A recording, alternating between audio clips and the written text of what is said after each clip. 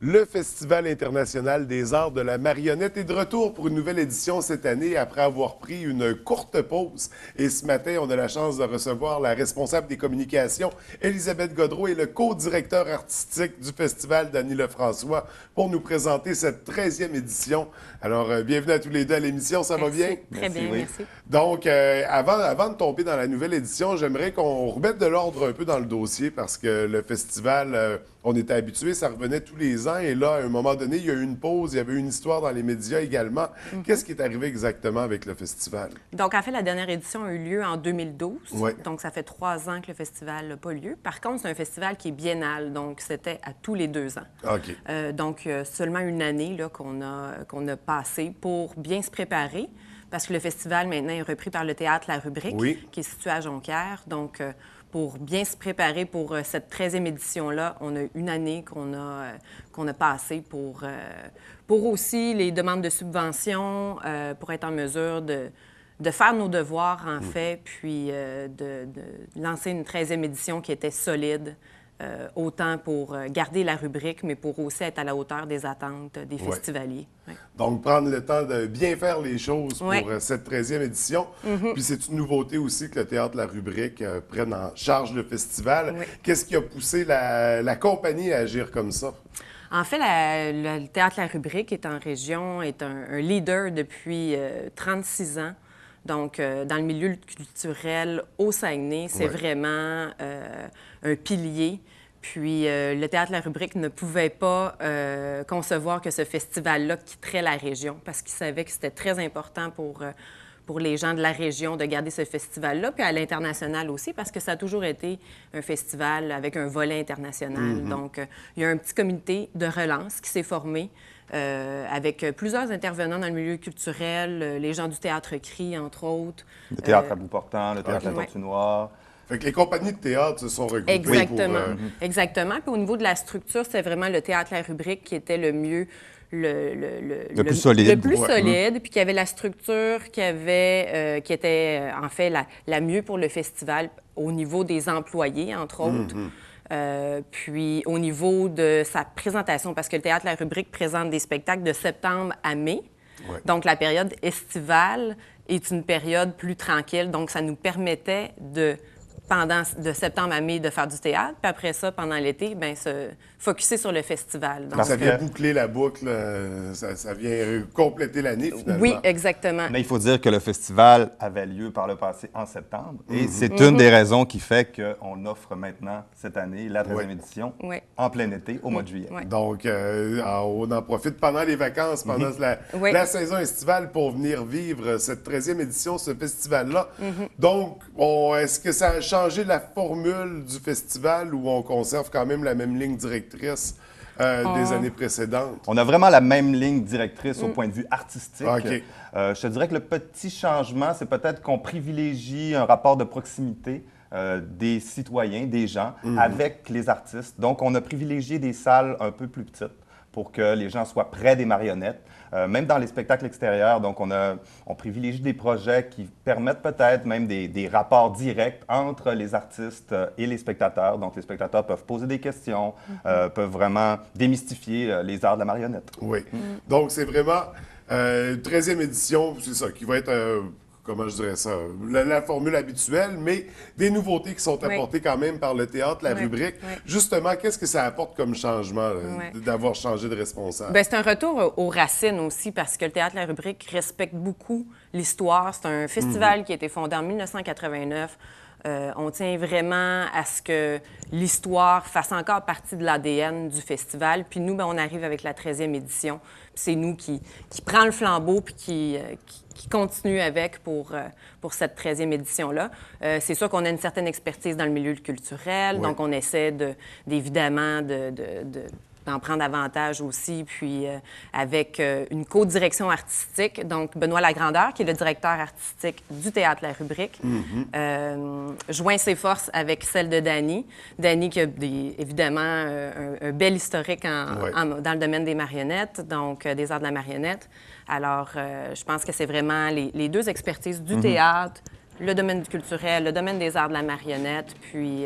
Pour propulser le Oui, festival, totalement. l'amener à un autre niveau. Oui. Puis on démarre la 13e édition avec une thématique qui est boîte à surprise. Pourquoi ce choix de thématique? En fait, on souhaitait une édition très colorée, Ouais. à l'image de l'été, où plusieurs univers différents. Donc, chaque spectacle propose vraiment un univers particulier, va faire voyager les spectateurs dans des mondes imaginaires. Donc, on a souhaité avoir une affiche aussi, qui est un visuel pour le festival, Ouais. qui allait être représentatif de ça. Donc, plusieurs éléments hétéroclites qui proviennent de plein d'univers différents, très colorés, très lumineux aussi, Oui. à l'image de la saison estivale. Oui. Donc, Des- il y aura une grande variété d'activités Oui. pour tous les goûts, pour tous les genres. Tous les pour âges aussi. Oui.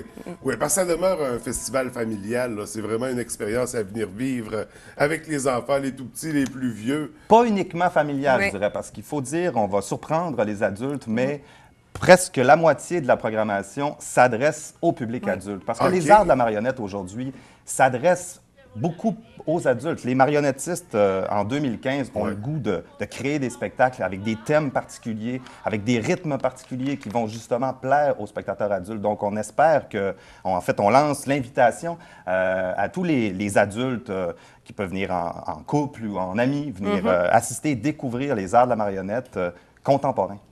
Donc, il y en aura quand même pour tous les goûts, mais Oui. c'est intéressant l'aspect adulte.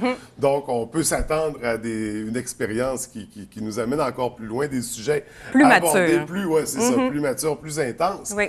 On va tomber dans la programmation, mais avant, on va faire, parce qu'on a un troisième invité avec nous Oui. présentement, on pourrait en profiter pour le présenter. Donc, c'est la mascotte officielle. Il est un petit peu gêné. Oui, c'est ça. Donc, de qui il s'agit exactement comme mascotte? En fait, c'est Phil, Oui.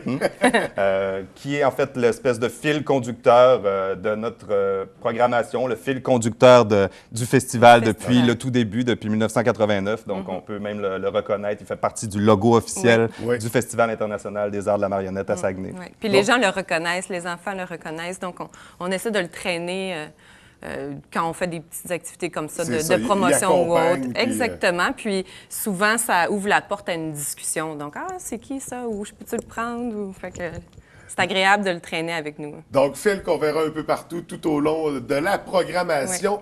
Puis, programmation, à quoi il faut s'attendre pour la 13e édition? 30 spectacles de toutes les formes, donc des spectacles très courts, des Ouais. spectacles de plus grande dimension.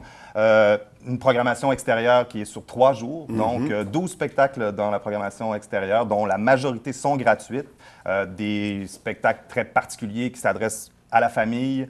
Ensuite, on a 5 expositions différentes, dont l'exposition principale qui est du théâtre de la Dame de Cœur, le célèbre théâtre qui crée des spectacles de marionnettes géantes. On a une formation professionnelle. Il y a un atelier de manipulation de marionnettes géantes pour la famille aussi qui va être offert justement par le théâtre de la Dame de Cœur. Donc, vraiment, Oui. beaucoup d'activités.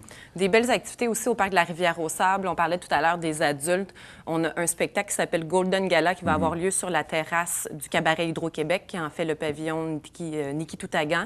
Donc, le spectacle va avoir lieu sur la terrasse à l'heure du 5 à 7. Donc, on invite vraiment les adultes à venir prendre un verre puis regarder ce spectacle-là. En fait, Ça c'est va un être- match de lutte. Oui.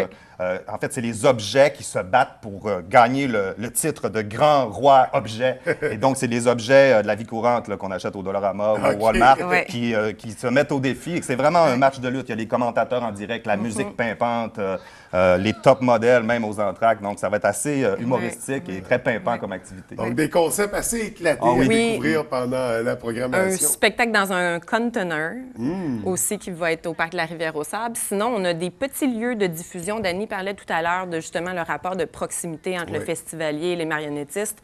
On a focusé là-dessus. Donc, on revient à une édition sur 6 jours au lieu de 12. Si on compare avec la dernière édition de 2012, on revient à l'été aussi, comme lorsque c'était la Semaine mondiale de la marionnette. Oui.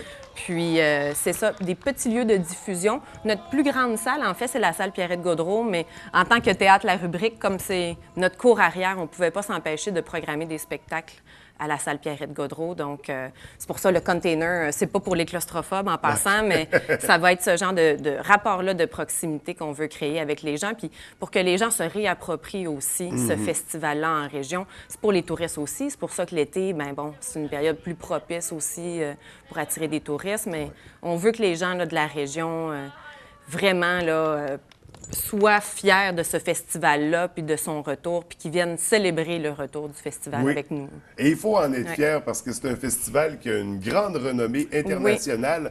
D'ailleurs, les participants, les marionnettistes, pardon, viennent de partout dans le monde. Et les marionnettes, c'est vrai. Accompagnent. Si on soulignait justement la provenance de certains participants, ça vient de où dans le monde, tous ceux qui vont être là? Pour la 13e édition, on a 6 pays qui vont être représentés. Donc, on a l'Allemagne, la Belgique, l'Espagne, la France, le Mexique et bien sûr le Canada. Oui. Donc, puis volet compétition, comment ça se présente? Volet compétition. En fait, c'est pas un festival où on remet des prix. OK, non, c'est vraiment bon, un festival. C'est vraiment un festival. Tout le monde gagne. Tout le monde gagne. Et en première partie, j'ai eu l'impression, c'est bon, c'est moi qui se trompe. Non. Donc, festival, une programmation riche. On invite les gens à venir être fiers. Puis ils sont gâtés. Pour une 13e édition, il y a beaucoup de belles nouveautés. Une programmation qui est très vaste, très éclatée. Oui. Ça vaut le coup. Est-ce qu'on a mentionné les dates? C'est de quand à quand le festival? Du 21 au 26 juillet. Toutes les informations sont sur notre site Internet qui est fiams.com, donc Festival international des arts de la marionnette à Saguenay. On le raccourcit par FIAMS. Puis on a une belle programmation. Je sais que tout à l'heure, il y a Laurie de Saint-Honoré-dans-le-Vent qui va venir vous parler. On a un spectacle, justement, qui va se promener dans divers événements et festivals avant la tenue du FIAMS pour, oui, en faire la promotion, mais je reviens encore avec notre rapport de proximité pour apporter le festival vraiment aux gens de la région, pour leur rappeler, justement, le retour du festival. Donc, c'est un spectacle qui s'appelle Kermesse. Il va être présenté pour la première fois à Saint-Honoré-dans-le-Vent le week-end prochain. Donc, il y a un beau lien, parce que les cerfs-volants, c'est comme des marionnettes à l'envers, un peu. C'est vrai. Moi-même, ma passion s'est élargie au cours des dernières années grâce au Festival Saint-Honoré-dans-le-Vent. Et puis, je suis rendu cerf-voliste au festival, donc je me plais à faire voler les cerfs-volants, puis pour moi, c'est un peu comme des marionnettes à fil qui conquèrent le ciel. C'est j'y prends un grand plaisir. Mais inversé, là, le marionnettiste est en bas et la marionnette dans les cieux. Donc, il y a le spectacle Kermesse qu'on doit surveiller dans d'autres événements pour faire la promotion. Sinon, pour se procurer les billets des spectacles payants, comment on doit procéder? Fiams.com, comme je disais tout à l'heure. Sinon, par téléphone, 418-542-5521. Toutes les informations sont vraiment sur notre site Web. Sinon, on invite les gens aussi à nous suivre sur notre page Facebook. Plusieurs primeurs, des promotions, etc. Donc, on tient les gens informés là, de ce qui va se passer cet été du 21 au 26. Beaucoup d'actualités sur Facebook. On n'hésite pas à la partager, à la diffuser également. On va aimer la page parce qu'on est fiers de ce festival-là et on est fiers du retour pour la 13e édition. Donc, on réserve ça dans nos agendas dès maintenant. On se procure des billets pour les spectacles qui nous intéressent. Écoutez, merci d'avoir pris le temps de venir nous présenter cette édition. Merci d'avoir repris le flambeau aussi pour l'événement. Puis on vous souhaite beaucoup de succès pour cette 13e édition de l'événement. Merci beaucoup. Merci pour votre support.